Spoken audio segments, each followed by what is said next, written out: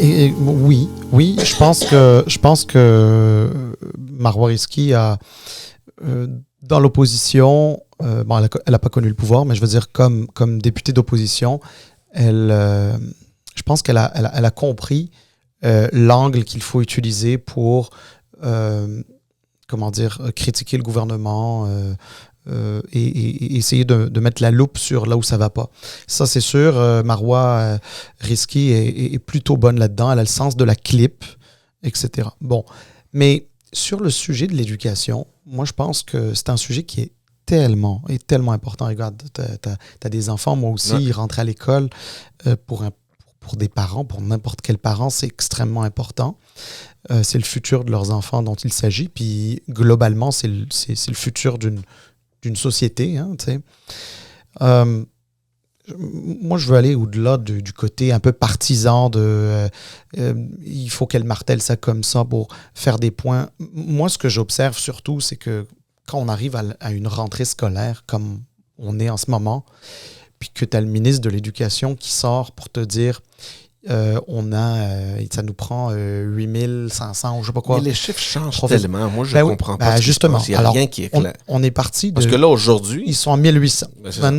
Alors, écoute, il y a encore une semaine, on sort pour dire la situation est grave. On a 8000 et quelques instituteurs qui manquent dans les écoles. Aujourd'hui, il n'en manque plus que 1800. Mais on sait, parce que le ministre l'a dit, le ministre Drainville de l'Éducation, ça nous prend un adulte par classe. Donc, ça veut dire là qu'il y a des gens qui n'ont pas les compétences pour être des enseignants au primaire et au secondaire.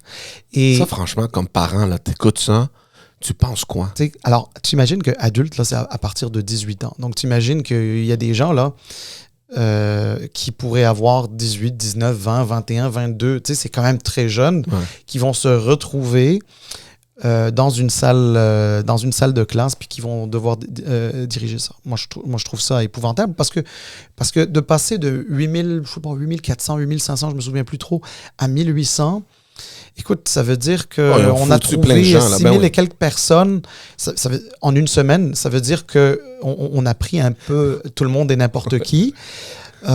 C'est terrible. Puis là, j'ai cru comprendre que le ministre souhaitait aussi mettre à contribution les personnes, les éducateurs en service de garde dans les écoles. C'était quelque chose que les éducateurs et éducatrices en service de garde demandent depuis des années, de dire, mais là, on ne peut pas juste être éducateur en service de garde le matin quand les parents déposent leurs enfants, à midi sur l'heure du lunch, en fin de journée avant que les parents viennent les chercher. Entre-temps, là, on peut servir ces jeunes-là, on les connaît, on les reçoit le matin, on s'en occupe à midi, on les connaît par leur prénom. On peut donner un coup de main aux instituteurs, etc. Maintenant, on les appelle. Maintenant, on veut les mobiliser. Ouais. Mais pendant des années... et ça, George, là, la réalité, c'est que ça fait, 10, 15, 20, 25 ans, je ne sais pas combien d'années, mais c'est sûr que la situation dans laquelle on est aujourd'hui, c'est pas une situation qu'on vient de découvrir. C'est-à-dire, moi, j'ai pas envie de dire la CAQ est responsable. J'ai pas envie de dire les libéraux ou les péquistes sont responsables. La vérité, c'est que collectivement, comme société, les gouvernements successifs qu'on a élus au Québec voyaient venir ça, puis je crois étaient plus pressés à signer les conventions collectives. D'ailleurs, là, on va être en négociation, puis regarde, la cerise sur le gâteau, ça va être quand les profs vont être vont être en grève. T'sais. Alors, on a tout favorisé, sauf la formation de ces professeurs-là, etc. Puis, guess what? Attends de voir. Ça s'en vient avec les préposés aux bénéficiaires. Ouais. Ça s'en vient avec les infirmières. Là, il y a des choses là, qui sont sorties dans les médias là-dessus hier. On pourra en reparler dans un futur épisode de podcast quand ça va pogner davantage dans les médias. Mais ça s'en vient. Ça s'en vient. C'est triste parce que, étant parent moi-même, je pense beaucoup à ces parents-là. Nous, heureusement, l'école de mes enfants, ils n'ont pas de problème. Mais surtout dans la région de Montréal, ça va être quelque chose, là. Moi, je pense aux parents qui, tu sais, leur prof cette année, ça va être quelqu'un qui a 0 expérience en éducation, mais c'est un adulte. Donc, il est là à couvrir un poste.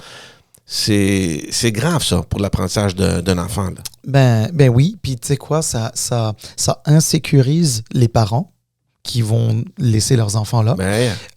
Et puis, il y a peut-être certains enfants qui vont avoir des apprentissages en moins. Tu sais, parce qu'à un moment donné, puis c'est rien contre ces gens-là. Attention, don't get me wrong aussi, là.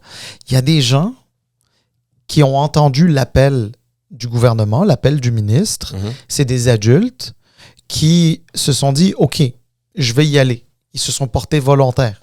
Puis, bon, on les a acceptés ou non. Et les gens qu'on les a acceptés, c'est qu'on a jugé que, bon, ils avaient le minimum d'aptitude, pas en éducation, mais le minimum d'aptitude pour garder une salle de classe, là, tu comprends? C'est pas à eux que je reproche ça, là. Parce qu'eux autres, là, ils n'ont pas cette formation. Ils ont répondu à un appel du gouvernement. Mais il faut se mettre à la place des parents dont les enfants ne seront pas devant un éducateur formé, compétent. Parce que ça reporte le problème dans le futur. Parce que là, l'enfant va devoir rattraper ce qu'il a perdu, puis là, ça commence. Là, c'est une boule de neige là, qui va... Écoute, il n'y a rien de plus important que l'éducation dans une société. Puis, sais-tu quoi? Je me souviens encore, comme si c'était hier, à l'époque où la Coalition Avenir Québec n'était encore qu'une espèce d'association, une sorte d'organisme à but non lucratif, et qui voulait supposément peser sur le débat. Ben, on a vu, comme on dit en anglais, « the rest is a history ». Donc, ça veut dire que par la suite, ça s'est transformé en parti politique et tout. Mais à l'époque, que ce soit M. Legault, les gens qui étaient autour de lui, etc., avaient tous dit « nous, on va en politique pour l'éducation.